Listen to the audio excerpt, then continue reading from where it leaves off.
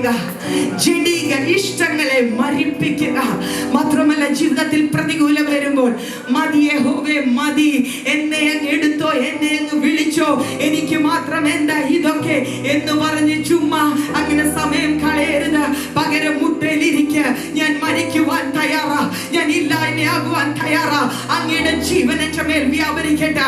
ഇന്നാരാ ശരീരത്തിൽ വലിയ വേദനയോടെ ഇരിക്കുന്നത്? ഇന്നാരയുടെ ഹൃദയ തകർച്ചയോടെ ഇരിക്കുന്നത്?